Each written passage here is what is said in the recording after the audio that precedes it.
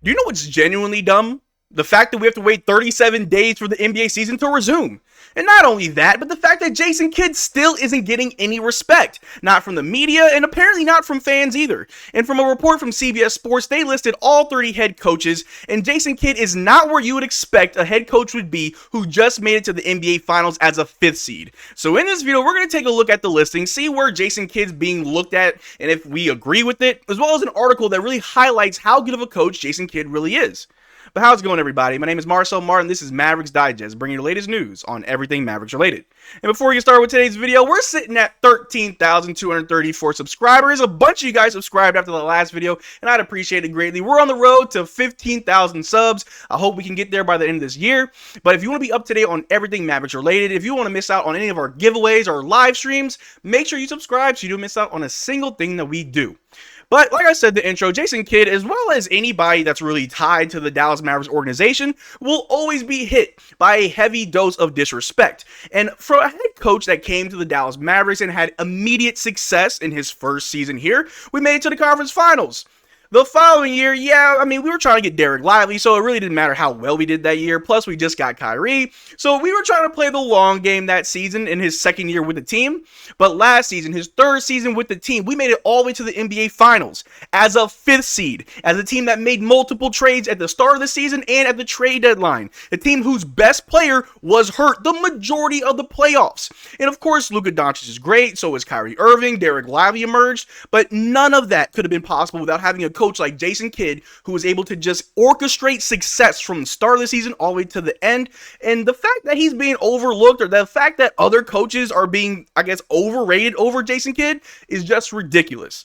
But let's take a look and see how do they actually put Jason Kidd amongst all the other coaches in the league. If we take a look here, I know it's small, I try to make it bigger, but if you squinch eyes and look real hard, you don't see Jason Kidd's name at that number 1 spot. You see Erik Spoelstra of the Miami Heat. Okay, he's a very decorated head coach, won multiple championships. Maybe not the first seed, but I can see why you want to put him that high. And then you have Nick Nurse of the 76ers at 2, Rick Carlisle of the Pacers at 3, Steve Kerr of the Warriors at 4, and Ty Lue of the Clippers, who lost in the first round, who also lost Paul George, he's at 5. I don't see any head coach here who made it to the finals last year. Let's keep going, shall we? At number 6, you have Mark Daigneault of the Thunder, lost in the second round to the Dallas Mavericks, led by Jason Kidd. At number 7, you have Will Hardy of the Jazz. Doesn't sound like you made it to the finals either. Let's keep going. We have at number 8, Ime Udoka of the Rockets, who the Mavericks knocked out of the play-in. Okay, let's keep going. Maybe Jason Kidd somewhere here. At number 9, you have Mike Budenholzer of the Suns. First round exit. At number 10, you have Tom Thibodeau of the Knicks. They made it fairly far. I can respect that. Maybe a little bit too low for Tom Thibodeau, but okay, still not Jason Kidd. At number 11, you have Joe Mazzulla of the Celtics, the head coach who just won the NBA Finals at number 11. Very weird, but the fact that we still don't see Jason Kidd is very odd, and I'm not going to go through all the names. If you want to just look down at number 18, more than halfway down this list, you have Jason Kidd of the Dallas Mavericks. So you're telling me that a bunch of head coaches that either couldn't make it into the playoffs, or that we knocked out of the playoffs, or that we saw in the playoffs and knocked them out themselves, are rated ahead of Jason Kidd? Are we going off of their careers, over their highlights as a coach? Like, what was the best thing these coaches have done? Okay, but there's still some coaches on there that have not done half as what Jason Kidd did this last season, let alone his entire time with the Dallas Mavericks. Jason Kidd at number 18, you're telling me that, hold on, I'll throw it right back up, because this is just ridiculous. Joe Mazzulla, I'm not upset with it, but Chris Finch of the Timberwolves, we knocked you guys out in the third round in 5 games. It was easy, light work. Number 15, you have Michael Malone of the Nuggets, which is kind of low, but you did lose in the second round. Still, I feel like that 15 is very low. At 16, you have Quinn Snyder of the Hawks. Of the Atlanta Hawks? You're putting Quinn Snyder of the Atlanta Hawks above Jason Kidd. I'm not saying Jason Kidd needs to be top 3. I'm not saying Jason Kidd got to be top 5, at least top 10. You made the finals. Putting Jason Kidd as well as Joe Mazzulla and a couple of those coaches that low is very weird to me, when a lot of those coaches that were much higher than Jason Kidd have seen less success in recent years than Jason Kidd. It's very odd to me how anybody who watches the Dallas Mavericks, that watches Jason Kidd and just his impact on this team, wouldn't at least put him in the top 15? Just say the guy that got his team to the finals with a broken all-star who was dealing with injuries every single night. Luka Doncic was questionable every single night. We never knew if he was going to play. He was taking injections to numb the pain. He's going through all types of physical therapy trying to be ready. We're dealing with our superstar not playing his best. We have a secondary superstar who we can rely on, but he is our number 2 to our number 1, Luka Doncic. I know they're 1A, 1B, but let's be honest with ourselves. We had a team full of new guys. Derrick Jones Jr. We had Derrick Lively, who was a rookie, who was very pivotal in this most recent playoff run. We had Daniel Gafford, PJ Washington, who just got here in February. The majority of the team, outside of only 2 players, have ever seen an NBA Finals. And Jason Kidd took this very inexperienced team all the way to the NBA Finals, dealing with injuries, dealing with just the lack of real cohesiveness because the majority of the players only had the last 6 months to really gel together. That player, that team, that coach isn't even not even in the top 15. It doesn't make sense. I can't get the words out. It doesn't make sense. But let's take a look at how Jason Kidd really did since he's been the head coach of the Dallas Mavericks. We take a look right here. His first season, he was 52-30. We finished 4th in the West. We made all the way to the conference finals. We did lose to the Warriors, but they also went off to win the NBA Finals. So you lose to a champion, it doesn't hurt that bad, right? And obviously the following year, like I said earlier, we were really just trying to figure things out. It was a pretty rough year, especially towards the end of the year. We traded for Kyrie. It didn't really look that great of a pairing at first. We figured we just tank. We got Derrick Lively. And what happened the following year? Well, you already know how that story goes. We made it to the NBA Finals. We had a great season with everything working against us. We had a phenomenal season which we made it to the finals and we lost to the NBA champions. It seems to me, since Jason Kidd's been our head coach, we have yet to lose to any team in the playoffs that doesn't win the finals. Sounds like we're pretty good if you ask me. Maybe I'm just coping here. Maybe I'm just trying to make up excuses and just try and justify it in my head. But over the course of the season, really over the course of his entire tenure with the Dallas Mavericks, there have been moments where Jason Kidd says stuff that just makes you scratch your head. He's very quotable on just the weird and random things that he'll say.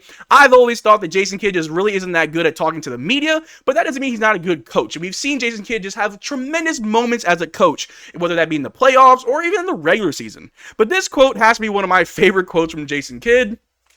Never forget this iconic Jason Kidd quote. We're going to turn this team around 360 degrees. Jason Kidd, 360 degrees is a circle. If you turn around 360 degrees, you're right back at square one. But I get what you mean, Jason. I get what you mean. Like I said, he doesn't really say the right things all the time. But, I mean, he is a good coach, regardless of how you feel. His success speaks for itself. But if we take a look at this article right here, that really just sums it up. Why Mavericks head coach Jason Kidd deserves more respect. CBS Sports ranking of Dallas Mavericks head coach Jason Kidd shows how his accomplishments are flying under the radar. Let's see what this article has to say. They say, when it comes to the recent rise of the Dallas Mavericks, most of the spotlight will rightfully be positioned on superstar guards Luka Doncic and Kyrie Irving. However, a team doesn't become a true title contender without having a competent head coach at the helm, and I honestly believe that's Jason Kidd. Due to head coaching failures at its previous stops with the Brooklyn Nets and Milwaukee Bucks, Jason Kidd faced many doubters when the Mavs hired him to replace longtime head coach Rick Carlisle in 2021.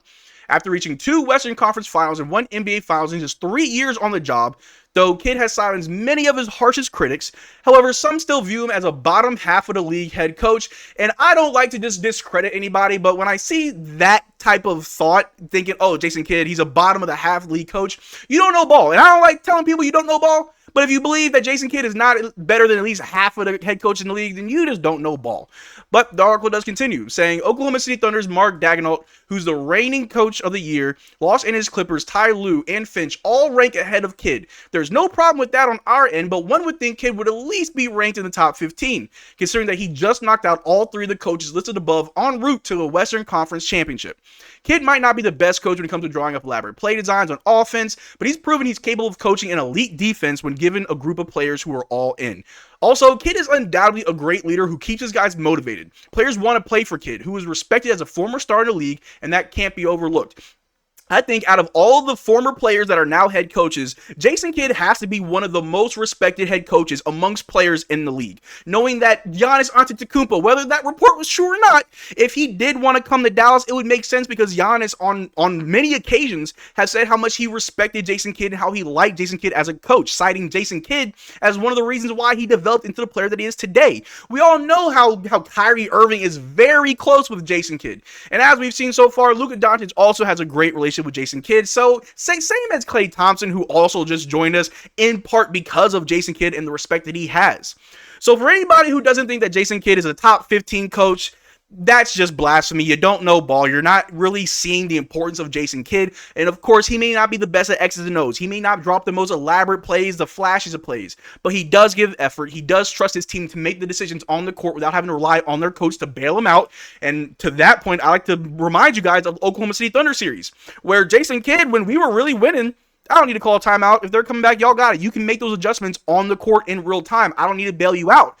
On the other end, we saw how the Oklahoma City Thunder, they were calling timeouts left and right, where they almost burned through all of them before the end of the game because they couldn't make those adjustments on the court themselves. But we have Luka and Kyrie who can be the coach on the court that Jason Kidd trusts to be an extension of him and make those adjustments. But of course, if need to, Jason Kidd will call a timeout.